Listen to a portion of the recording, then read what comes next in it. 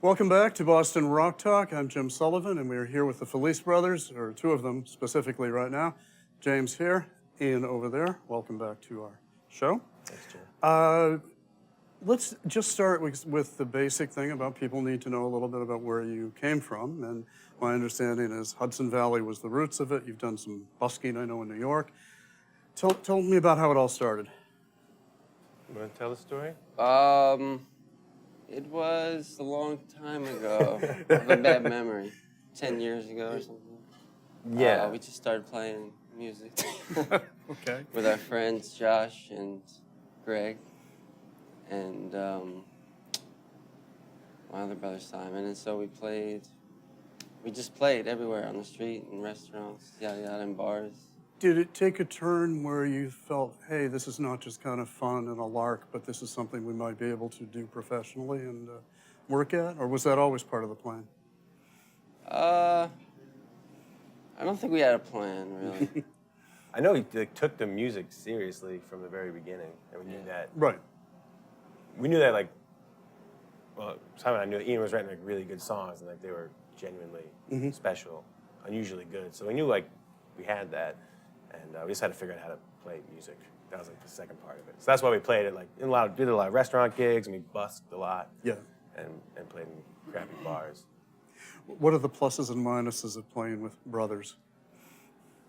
Plus, There was another Felice too, was there not, at one point? there was. Yeah. So when it started, it was me and Ian and Simon. Simon was the... Simon was the oldest brother. Yeah, he was a drummer. Drummer, yeah. Yeah. Okay.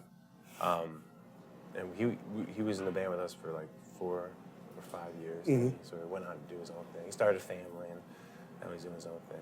I don't know. I love it. I love being in the band with my brother. I think it's really fun and genuine. I don't think he'll ever turn against me. You would say that even if you weren't here? Yes, I think I would. And Ian, same? Just positive. Just positive. Yeah. You know there is a history. Oasis, the Everly Brothers, the Kinks, Davies Brothers. Yeah. I can't imagine that. But Okay. Well, we'll have this interview on film and 10 years down the line. That's good. I think one thing, too, is I just listened to your set here that you played, and you guys really kick ass. You're a more hard-rocking band than I expected from listening to the album, Life in the Dark. Can you talk about that, about how the change from maybe studio to live setting, how that works? Or do you agree, or do you think it's a more... I don't know. Well, this record, Life in the Dark, the songs that we played are all from that record today. Yeah. I guess we did play them a little harder. We've been touring, so the songs have been sort of evolving. Right. We've done many shows, so I guess they have gotten a little bit louder and a little faster, maybe. Yeah. Which tends to happen with us.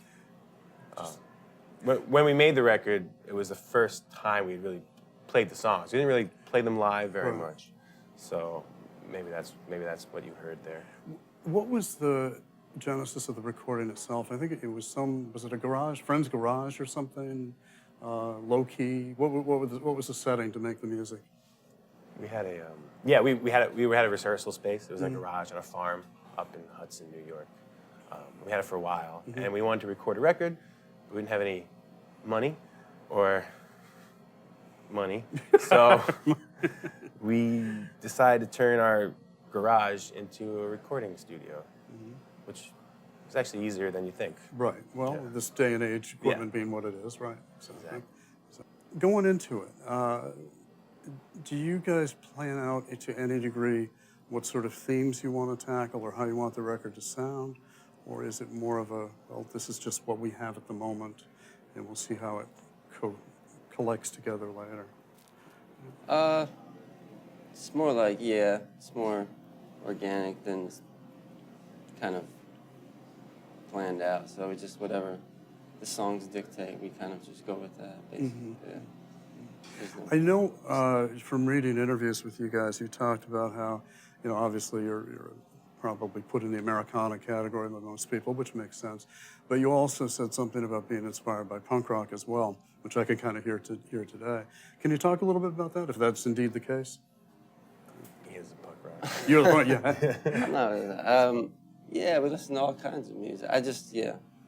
We like kind of subversive rock and roll, loud music.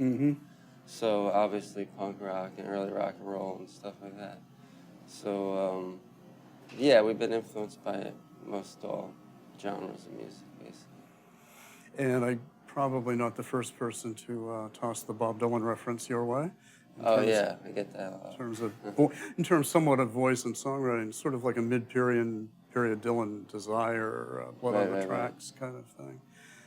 Yeah, I listened to a lot of that when I was a kid, so I think it rubbed off. it's gonna do that. That's true. People have written, I know, about the band, sort of writing about the America and the people that are in it, and these people that you're writing about, they tend not to be doing so well, it seems, or struggling. And I'd like to just ask you about that. Is that a theme that? It's make better subject matters and people that are just doing fine. Been doing what? I'm sorry. Doing really good. Yeah. People. But most people aren't doing very well. So, I mean, yeah, it's just more. I mean, just tragedies that are kind of plot to write about generally. So, I mean, yeah, that's how it goes, and that's what my observation is. How does it break down music and lyrics with you guys? Does it shift back and forth, or what's the primary? I write lyrics. Lyrics is you? Yeah. Is music you, or? No, Ian writes. Oh, for this last record, Ian wrote basically all these songs. Okay. They were pretty much done, or most of the way done. We all write songs, though. It's just. Are the credits shared every which way, or? Basically, yeah. Yeah, this record was just him. He just came with these amazing songs, and it just seemed like. We all had songs, but I don't know. They just didn't fit together or something. So. You guys have been at it about 10 years, right? Roughly? Yeah. Okay. In that journey, I'm sure there've been ups, sure there've been downs. Where are you right now, do you think, in terms of the trajectory of the band, and creatively and from a popular point of view? I think things are looking up. I think, because yeah, we've been through a lot of ups and downs. It's absolutely true. But I feel like this last year has been really good for us. I feel inspired by the music and confident, and like we're not completely destitute. Well, only a little bit destitute. A little destitute and, is good. Yeah, Keeps you is hungry. fine. Yeah. Keeps you hungry after all that. Yeah, I feel thrilled. I have more fun playing music like every show, so that's enjoyable. What was the worst of it? What was the? Oh man, there's some dark times.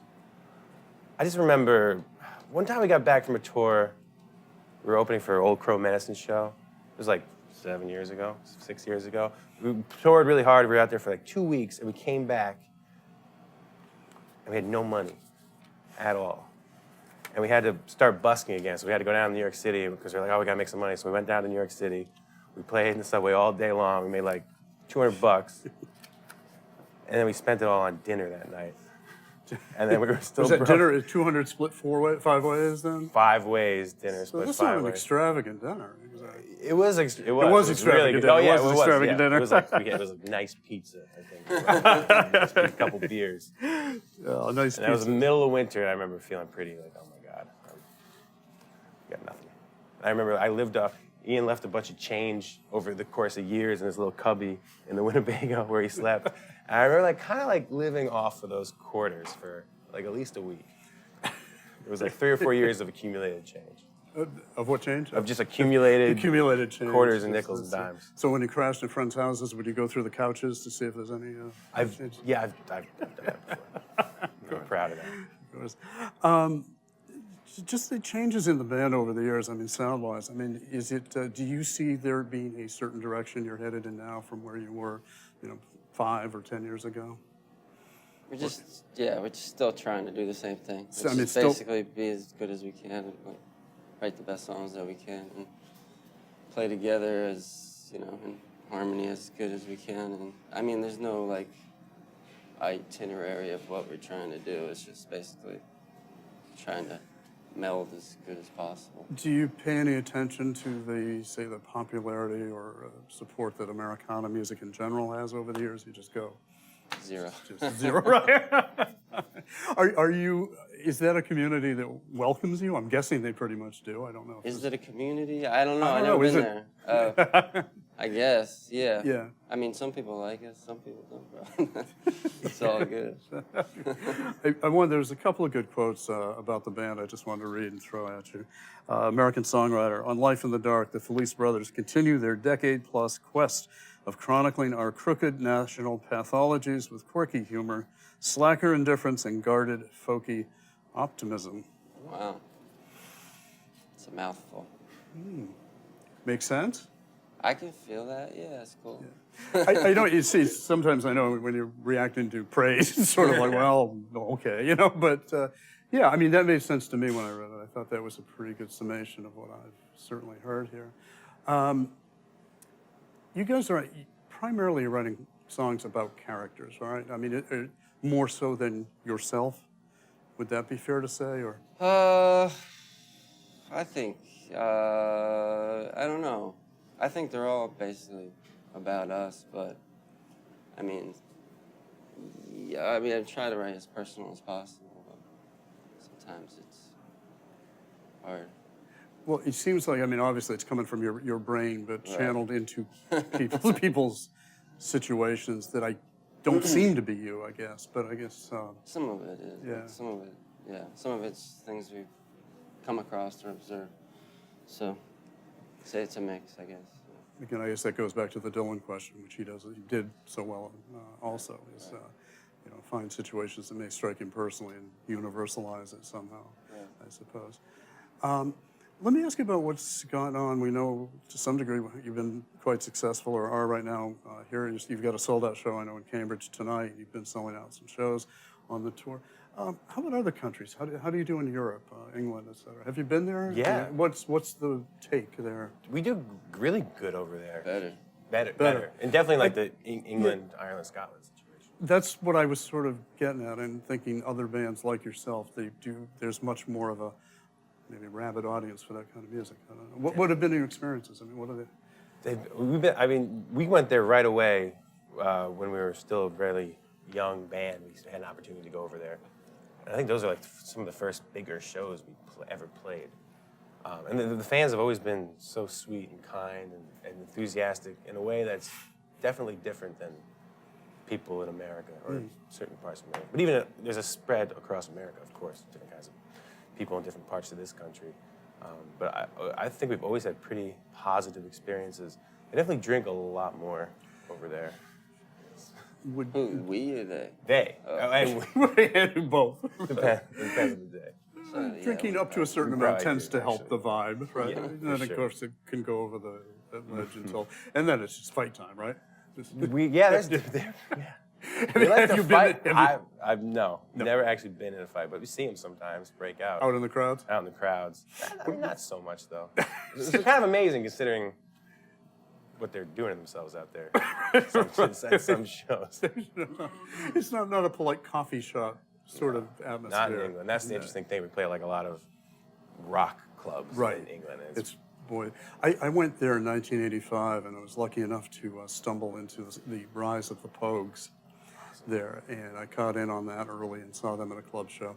And the Mean Fiddler was the place I saw them. In London? Yeah, in London. And it was one of the best gigs I'd ever seen, one of the most physical gigs I'd ever been at. And here these guys are playing acoustic instruments and singing this Celtic punk rock, and the audience is just batting each other around, and it felt great. It didn't feel hostile. It did. It just anyway. I don't know. Yeah, do you get that actually, kind? That's a great way to describe it. There is that physicality that can be scary if you actually don't know. But there's so much joy in there and camaraderie that it's kind of beautiful. We've had that experience definitely. That's interesting. Good. I'm glad you have, because I can see that reaction happening. We're taping this interview not less than a week after Donald Trump won the presidency. He's our president-elect. You guys are certainly, to some degree, a political band, or at least I can read that into what you're writing about. I guess I'd just throw it open. How do you think Trump will affect America? How do you think Trump will affect music? I think he'll affect America negatively, music positively. Hopefully there's a silver lining, maybe. But, I'm pretty horrified about, what could happen, so. But I think that the light will persevere, like good quality of people will persevere through the bigotry and all the bullshit. So Yeah, yeah. That's... I'm optimistic, but I'm also, realistic. So see what happens. Did it feel like a sucker punch when it was announced? Yeah. Yeah. Yeah. Well, the thing is... yeah. Go ahead. I feel like never mind. Yeah. Okay. I don't want to get too close. Well, the thing you're saying about music, and I mean specifically, I know after Reagan was elected, it led inadvertently or specifically to a lot of good music being made, a lot of hardcore music being made, a lot of politics that came into the music and the culture. And it was like, well, now we have something to really rebel against. Yeah. And I can't think of anything more like that than the orange yam that now this soon will be sitting in that space. Yam.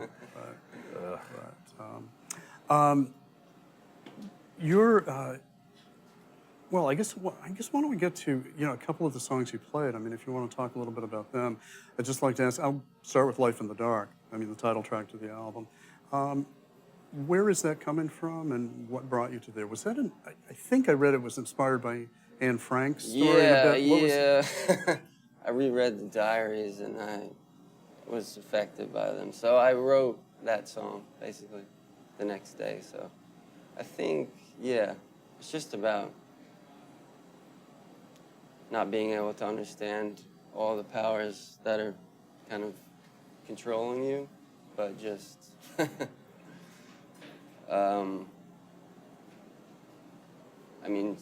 finding some kind of light through that kind of situation. Light through the darkness, sort of. Yeah, some proto-fascist stuff going on in that song. So, yeah. Would you say the music on the album "Life in the Dark" tilts toward the optimistic or pessimistic, or is it just a big mix of? Probably, hopefully optimistic, but I'm a downer a lot, so it's probably. In retrospect, it seems kind of pessimistic. Oh, okay. Well, I mean, like this now, is good. After what happened the other day, it seems Sure. portentous in a way that it is. Yeah. Yeah. But I thought it was optimistic too a couple weeks ago. Well, the people in your songs are struggling a bit. They seem like that'll continue a bit. You're going to play us out with "Sell the House," which I think is a very poignant song, very sad song. And I guess I'll just ask you to explain a little bit about that, too, how that came about. It's very observational and very detailed. Yeah, sell the house. Well, yeah, my wife's a social worker. And she told me, she has horrifying stories every day, obviously. But that was one of them, and so I wrote that song about this little kid that she sees. So, but there's also aspects of my life involved, too, and other people. And it's just a family splitting up because of hardship. So, that's just an age-old story. So, I'm not sure. I know the husband or the father is going away. Yeah. I'm not sure if he's He's going to jail. He's going to jail. Is that specific in the that's song? what happened in real life. In your real life, okay. But it could be anything. Really. Yeah. Well, it's very sweet. At any rate, it's sweet, bittersweet, sad. Sort of a very moving song. I want to thank you guys for coming. Thanks so much for playing, talking, and all that. And I'll close it. This has been the Felice brothers, Ian and James, here on Boston Rock Talk. And thank you for joining us.